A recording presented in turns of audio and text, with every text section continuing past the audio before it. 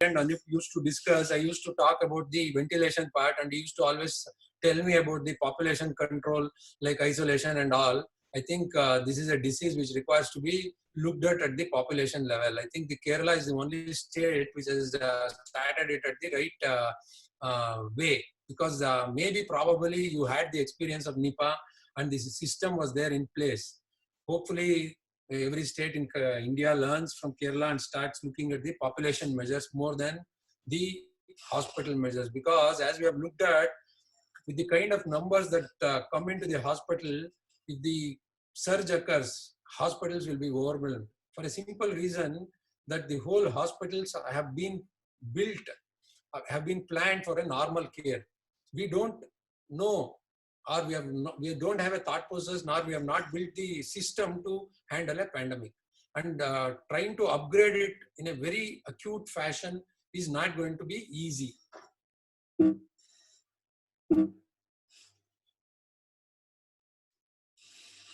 So the outline of my talk would be lung pathology, pathophysiology of COVID. I put this because there has been a lot of narrative that we are seeing that patients are maybe hypoxic, but they are not dyspneic, so they don't require to be intubated. This is one of the narrative that is going on, and I feel that many physicians, many non-critical physicians who are sitting at home because of the lockdown probably are allowing their imagination to run a riot, and there is so much of hypothesis coming. So, and with WhatsApp Gnan that everybody gets, and those, there is a lot of confusion. So I thought I'll just put across to you the pathophysiology of COVID-19 and why intubation is very much necessary to about maybe 2.5 to 5% of the patients. And another thing you have to consider is, with already 20,000 patients being ventilated and all across Europe, where there is a lot of research going on, none of them are saying that we shouldn't ventilate, because the science what we are applying to COVID pathophysiology and ARDS ventilation is the science we already know. There's nothing new we are learning, except there is a difference in the pathophysiology initially of COVID, which I'll try to explain. Then I'll go ahead with the basic concepts of mechanical ventilation, anatomy, how to start a ventilator, basic modes and basic settings. Anup told me that I have to keep this talk very basic, because this is the first part of the series that is planning to do. The next would be on oxygen therapy, NIV, HFNC, then in intubation issues and mechanical ventilation, then extubation, weaning, and troubleshooting would be the 4 modules that he has planned. Probably if the need arises, we'll be doing that in the subsequent weeks. So understanding lung pathophysiology, I'm not going into the molecular aspects, which is very well understood, that it gets into the cell, replicates, kills the cell by attaching the spike proteins to the ACE2 receptors. So now what determines the lung injury would be severity of the infection, host response, and physiological reserve and comorbidities. All of you would agree with me that the world has seen that elderly patients, immunocompromised patients with a lot of comorbidities are dying more. Now, another most important thing that you have to understand here is the respiratory drive is very, very high. In fact, the Italian group, after intubation, required a huge dose of sedation and neuromuscular drugs to keep these guys quiet. So that gives a signal that the respiratory drive, even if he is not intubated, is very, very high. This cannot be explained alone with hypoxemia. Hypoxemia is a low oxygen content in the blood, is the hallmark. But the other factors could be neurotropism, meaning that the coronavirus can go and attack into the neurons of the brain, where ACE2 receptors are available, and the rate may be very, very high, because not necessarily because of hypoxemia, also because of neurotropism. Another 2 reasons would be fever, and fever has been told repeatedly, is not very easy to treat. It doesn't go with a simple dose of paracetamol, even that is resistant. And there is already a cytokine storm and a metabolic demand. So all this leads to a very, very high respiratory drive. Added to this, the patient is not dyspneic. Patient not being dyspneic leads to 2 problems. One is they don't come to the hospital very, very fast. And when he comes to the hospital, when the patient doesn't look or doesn't complain of dyspnea, the care, we may put them into a non-ICU setting. or we may keep them on NIV or HFNC for a very long time. So high rate, high respiratory drive, high tidal volumes with no dyspnea is something which you have to remember is one of the reasons why we intubate these patients. I will try to explain why intubation and why not intubation, what happens if we don't intubate in that situation, and what is good when we intubate to cut down the drive and decrease in the transpulmonary swings is what is going to be in the 2-3 subsequent slides. Now, why patient doesn't have dyspnea? Anybody who is hypoxemic, we have been taught, isn't it? That is our conventional teaching.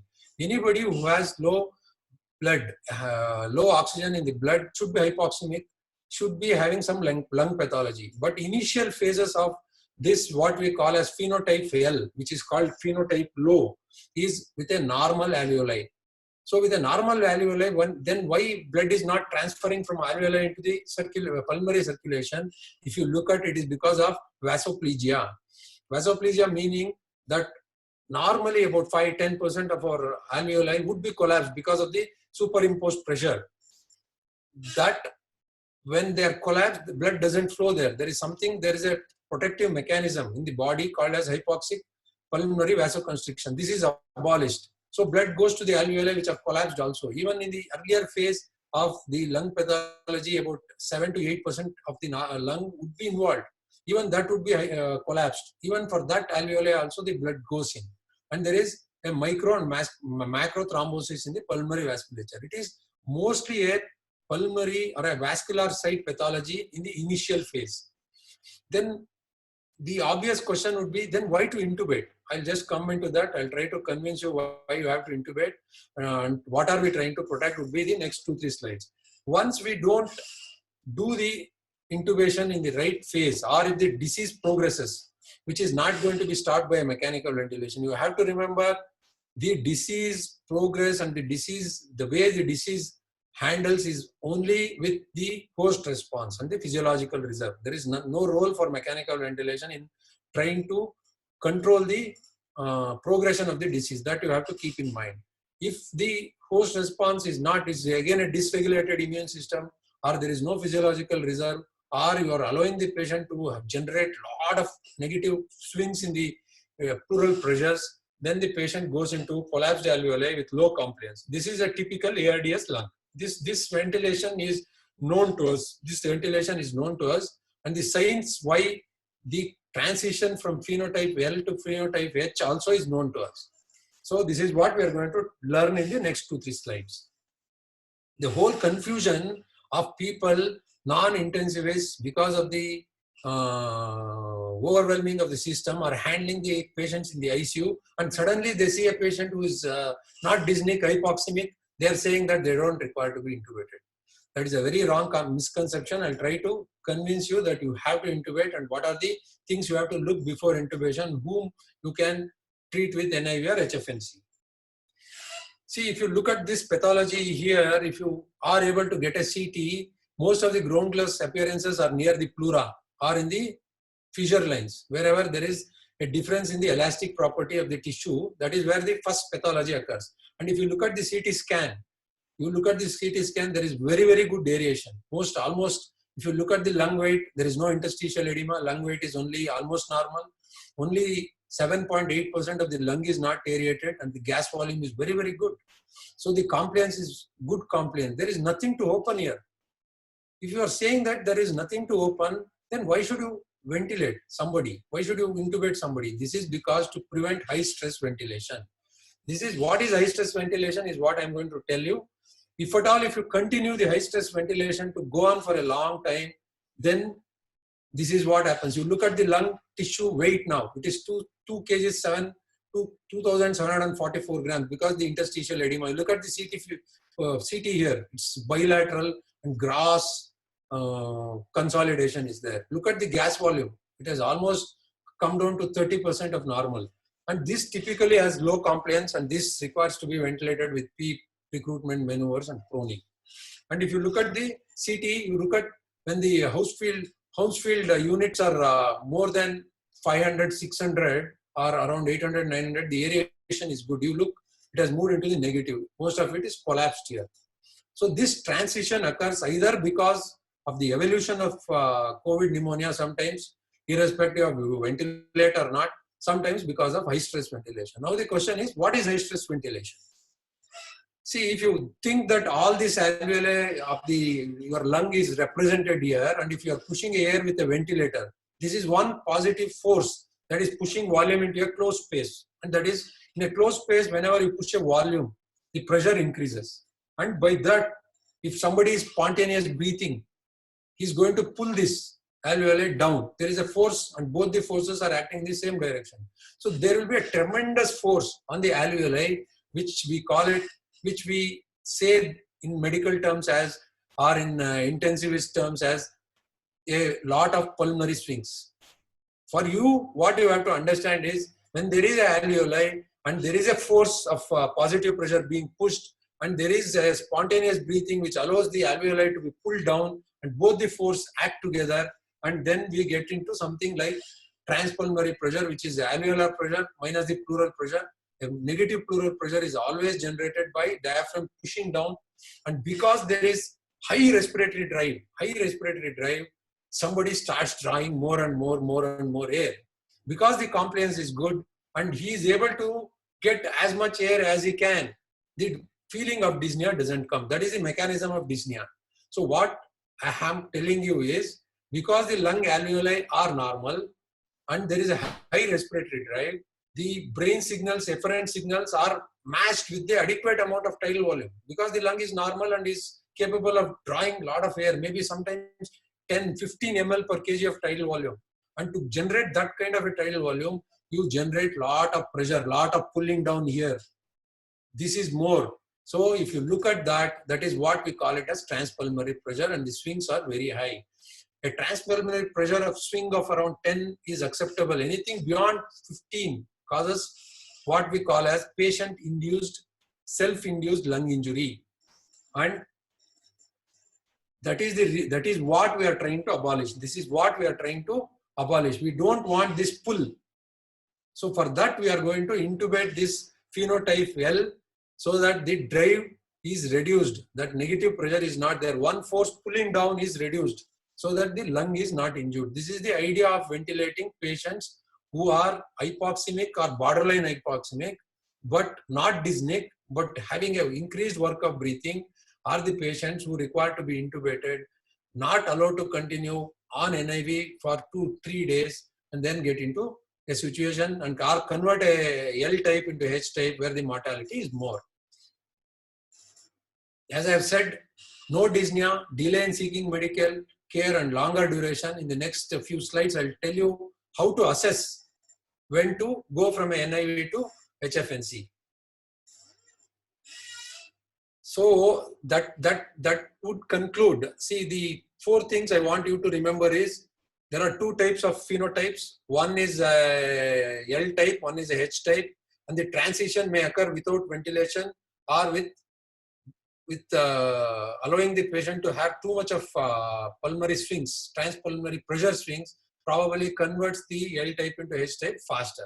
So the idea would be, what I would underscore is, there would be a patient who would come with a H type only, who's dyspneic already, and saturations are 84, 85, drowsy, low blood pressure. There is no problem, you can directly go and intubate. The other segment of patients who come, they are not dyspneic, their saturations are around 85, 88, 90, with 10 liters of non-rebreathing mass. Probably you put them, sometimes the saturation drops down to 85, 86, HFNC or NIV. Probably you have to assess them within 2 to 3 hours. And if he's again drawing, you feel that the tidal volume is very, very, very high. He's using his accessory muscles. There is a tracheal trug.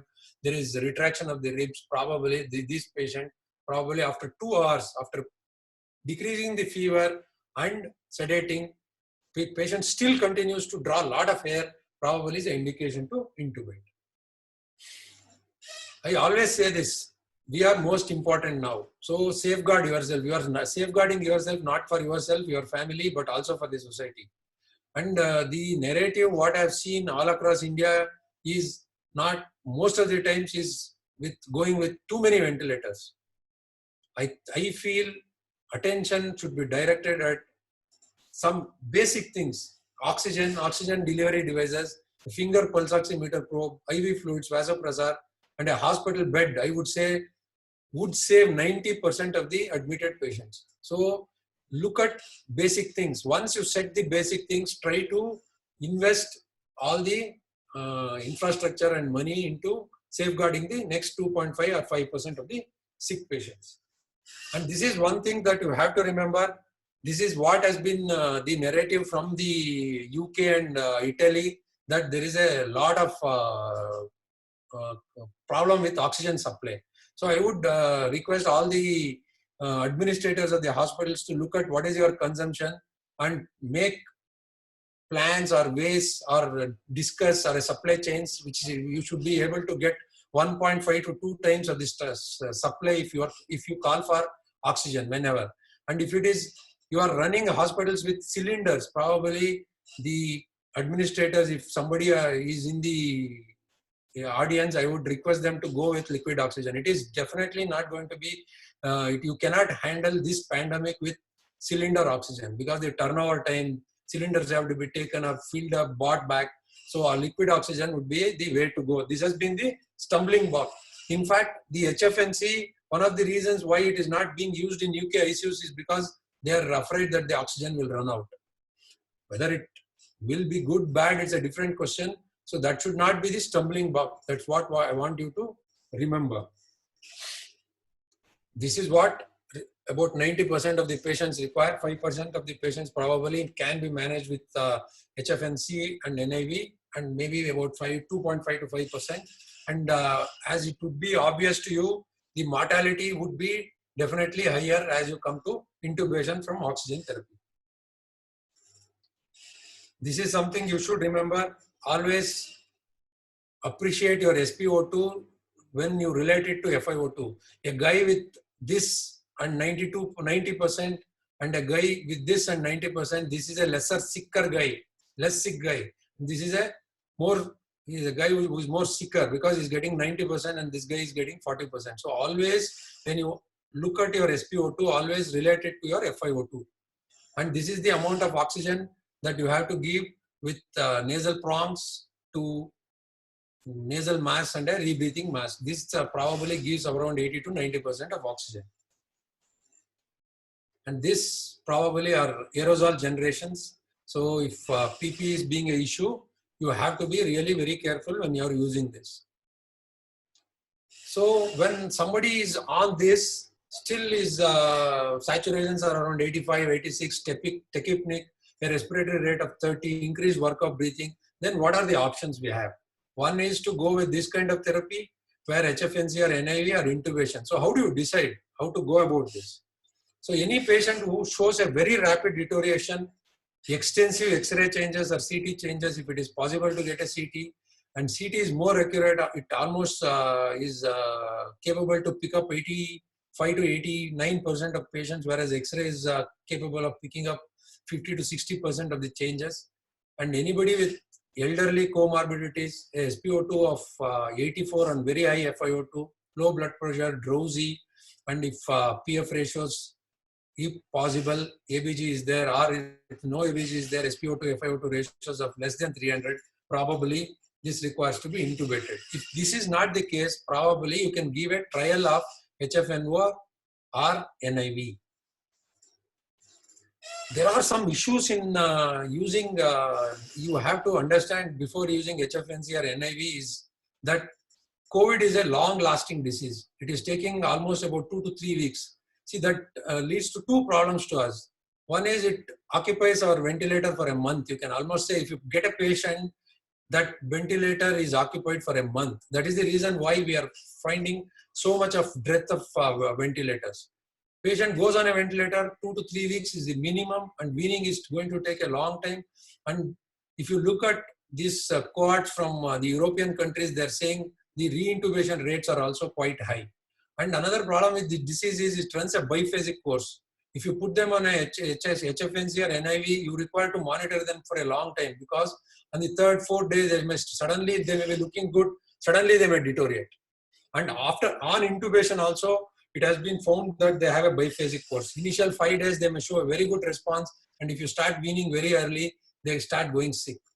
So this happens before intubation, on intubation also. It runs a biphasic course. Kindly remember that. And emergency intubations in India is going to be a lot of aerosol generation and lot of issues. And another criticism for HFNC is it requires about 30 to 60 liters per minute, which could save around 6 to 10 patients, isn't it? And I would say, if at all, if you are putting somebody on HFNC or NIV, give a good dose of antipyretics, sedation to reduce the respiratory drive. The one signal that the cohort from Italy was saying that it requires a huge doses, and giving huge doses is not possible because you can't make a patient drowsy or semi-drowsy, semi-comatose on HFNC, isn't it? So some amount of sedation is to be tried, and with that, if the patient doesn't settle down, maybe 2 hours after a day also, intubation has to be done when you feel that patient is not doing well. Because this is when, as I've said, that if you allow two forces, one which is pulling the alveoli, one by spontaneous ventilation and the ventilator trying to push, your lung gets into patient self-induced lung injury and going into, you will convert a L type into a H type. Some facts, as I've said, it's a long-lasting disease, requires 2 to 3 weeks or more, large doses of sedation, and most of the studies are saying that they require muscle relaxants for at least 3 to 4 days initially. Initial improvement is followed by deterioration. Gradually, weaning has to be kept in mind, and reintubations are very high. Mortality is more than 50%. So that is about the overview. I wanted you to understand where the mechanical ventilation comes into picture. I don't want to say that everybody with COVID requires mechanical ventilation. Definitely there is a cohort of patients who are going to require mechanical ventilation, and in recent data they're saying that almost 50% in some centers where intubation has been done early in Switzerland have come out with more than 70% are getting out of ventilators, even aged patients. So that has to be factored in when you look at the overall picture. So next moving on to the basic concepts. See, the goal of any sick patient would be to deliver oxygen into mitochondria. So you should never forget that oxygen delivery is a cardiorespiratory function. Why I put this slide is because if you try to add a PEEP in a patient with L type, where there is nothing to open, you are going to increase the intrathoracic pressure, thereby decreasing the venous return, and the blood pressure may come down. So what you have to keep in mind is oxygen delivery is a cardiorespiratory function. You may have all the oxygen in the blood, and if there is no pressure to take the blood to the microcirculation, it's not going to help. So whenever you are ventilating somebody, when we have two different phenotypes, you have to keep in mind that whatever you lead to increase in the intrathoracic pressures, it would always reflect on your hemodynamics. Another thing about I would like to mention here is, if the lung is stiff, about 20% of your PEEP may, or thoracic, or the lung pressure may get into the intrathoracic pressure, which may be a rough estimate, but if your compliance is good, around 30 to 40% of the pressure may be leading into intrathoracic pressure, so that the venous return may come down drastically. That's the reason why we are advocating for a very small PEEP, around 6 to 8 in the L type. So ventilator basically does only one thing. Ventilator just generates an inspiratory flow of gas. It just generates an inspiratory flow of gas, and the gas is filled into your lungs, and during expiration, the ventilator doesn't do much. The valve opens and the expiration occurs. And you have to remember that conventional ventilator doesn't support expiration, meaning there is no system where we can pull air in out, air out from the lungs. It doesn't happen. It just allows the air when your elastic recoil of the musculature and the lung happens, the air comes out. So basically for you, what you have to understand is ventilator generates an inspiratory flow of gas. And alveoli is a cul-de-sac, meaning there is only one entry and one exit. So whenever you put a volume into a closed space, what increases? Whenever a volume is put into a closed space, what increases? Pressure has to increase.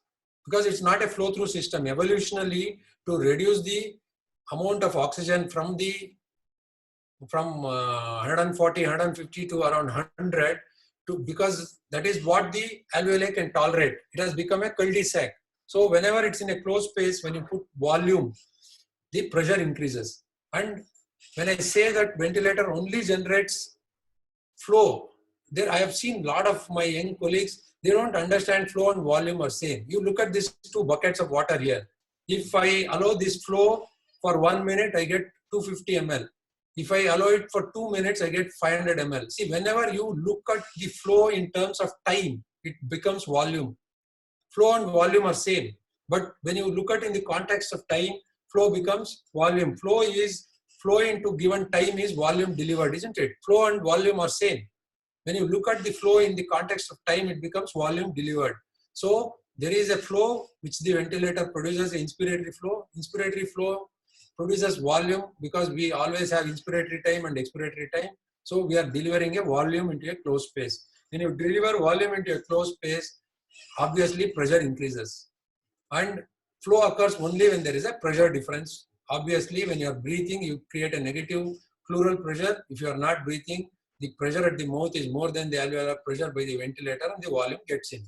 So to just remember some important facts, the purpose of mechanical ventilation is to put a volume into the lung, and to volume to get into the lungs, the flow is required by the ventilator, and flow becomes volume if you look at in the context of time, and volume in a cul-de-sac produces pressure changes, and flow occurs only if there is a pressure gradient. And last but not the least, flow here always chooses the path of least resistance. It is very important because if say 50% of your alveoli are collapsed, whatever volume you give, because it follows the path of least resistance, it is going to go into the normal alveoli. So obvious deduction would be whenever majority of the lung is collapsed, the volume has to be reduced. You have to give volume in relation to the alveoli that are capable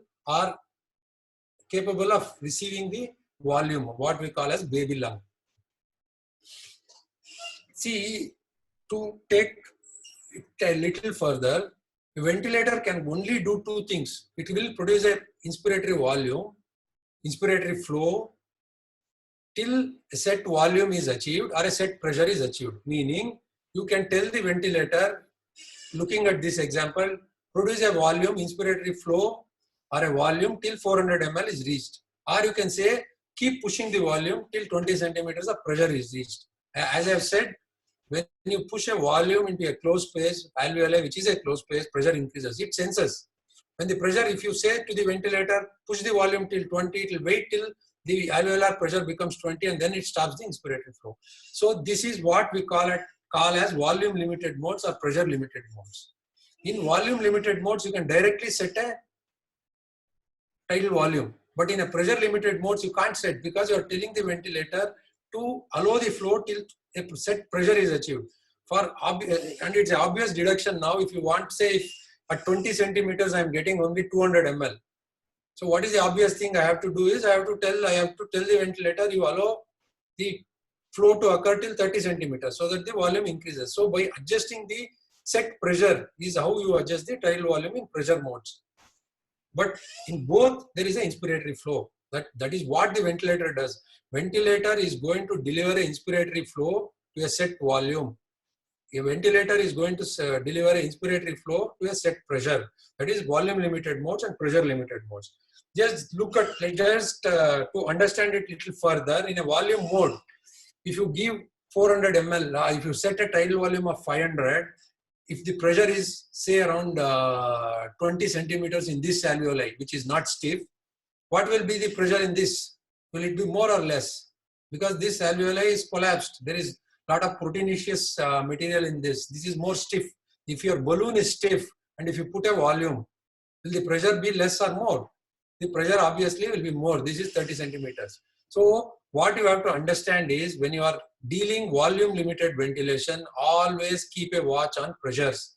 I will tell you which pressures and how to get those pressures out of the ventilator, because volume is preset. The pressure changes depending upon the compliance of the lung or compliance or the capability or the distensibility of your alveoli, it becomes more or less. So you have to keep a watch.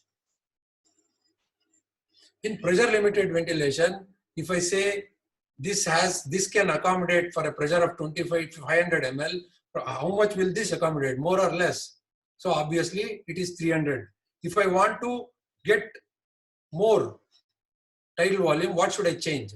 And second thing is, in a pressure controlled ventilation, one of the risks is hypoventilation. Patients, once the alveoli starts becoming more and more stiffer, because for the set pressure it will deliver lesser and lesser volume, patient may become hypoxic, hypercarbic, acidotic. So you have to keep a look at the volume. So in volume ventilation, volume is a fixed entity, so pressure changes. Here the pressure is a fixed entity, so volume changes. And this is another confusion I have seen with my junior colleagues when I teach. If, for example, in this patient in a pressure mode, if the pressure set is around 17 and is getting 250 ml, what should I change to increase the tidal volume, which should be around 450 ml? Probably I should increase it to 22 centimeters pressure control, then at around 26 centimeters probably is getting around 450. So what you have to understand is you don't have a direct setting of volume in pressure modes. Looking at the pressures, you have to alter the tidal volume. Now looking at what are the pressures that we have to look at when we are ventilating somebody. So there are two pressures, PIP, peak inspiratory pressures, and plateau pressures. And now we have added up one more pressure called driving pressure. I'll just tell you what they are. So how do you get a plateau pressure? You have to go on a volume controlled mode with a square flow. It is very important to ventilate, especially these patients, with knowing driving pressure and plateau pressure. Without that, if you learn whatever the ventilation, whatever the modes, if you don't follow the basics of lung protective ventilation, you are going to have bad mortality. So you have to learn how to estimate plateau pressure and driving pressures for every patient, without which you are not going to save the patients on ventilator, even the best ventilators in the world also. So you just have to put an inspiratory hold of 2 to 3 seconds. I'll show you.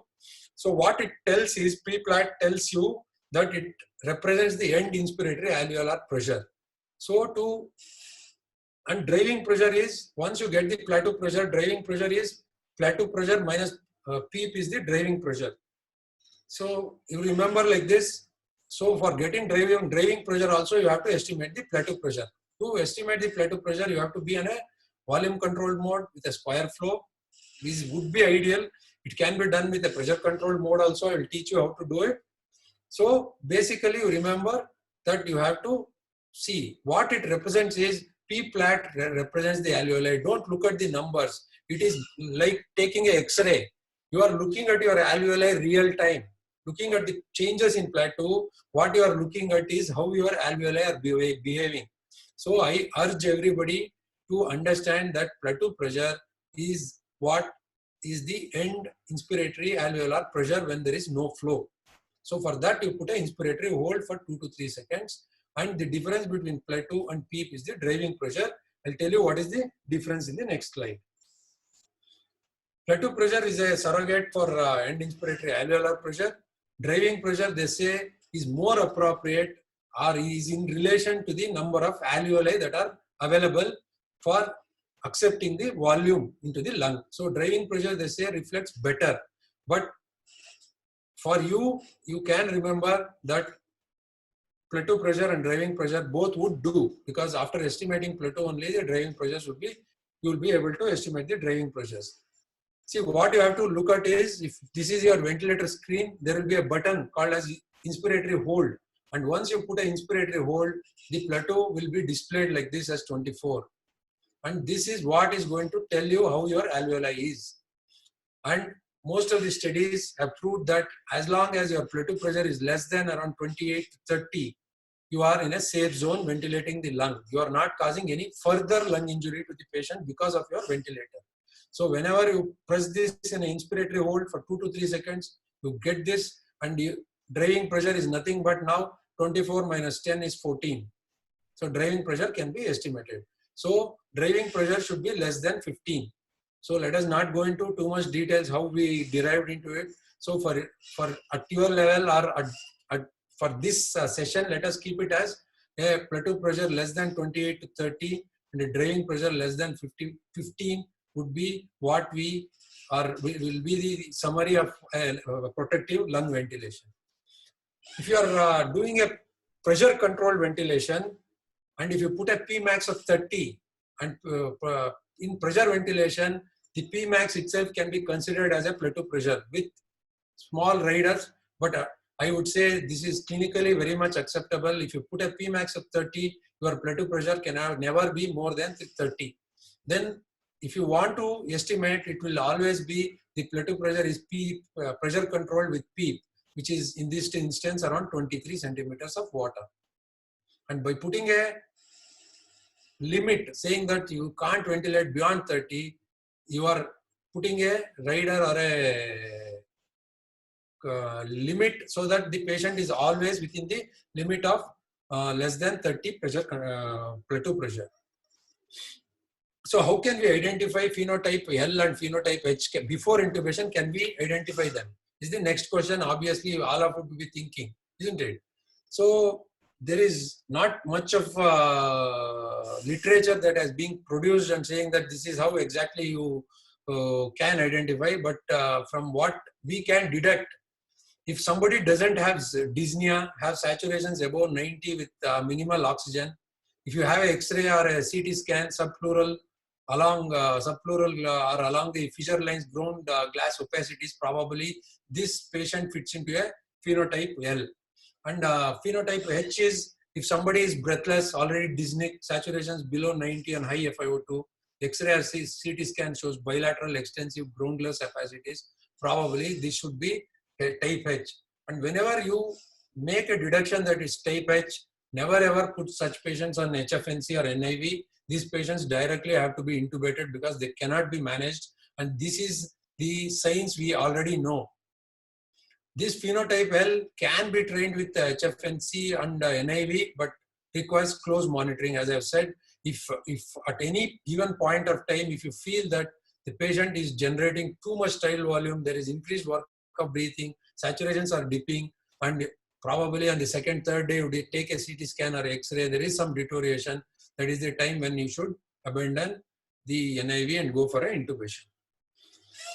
After intubation, it is not very difficult. As I've said, if somebody has low plateau pressures, driving pressure, compliance is above 50 centimeters, definitely is phenotype L. And the whole purpose of ventilating the patients here is to abolish the spontaneous ventilation. You don't require to give very high PEEP, doesn't require much of proning or much of recruitment maneuvers. Whereas phenotype H is a typical ARDS ventilation, where you go with a lung protective ventilation, keeping a plateau pressure less than 28 to 30, a driving pressure less than 15, and a compliance would be generally less than 30 centimeters of water. So some numbers for you to remember, I would say P flat less than 30 centimeters of water, driving pressures less than 15 centimeters, a tidal volume of 6 to 8 ml according to the predicted body weight, PEEP of 5 to 15 in most of the cases would be good. FiO2 start with 100, try to reduce 50 to less than 50 before extubation. A respiratory rate of 15 to 30 would be good range, but the respiratory rate management would be looking at PCO2 of less than 50 and a pH of 7.25. Do I have another 10 minutes, Anup, or shall I stop it here? Pradeep ji. Pradeep has gone to sleep.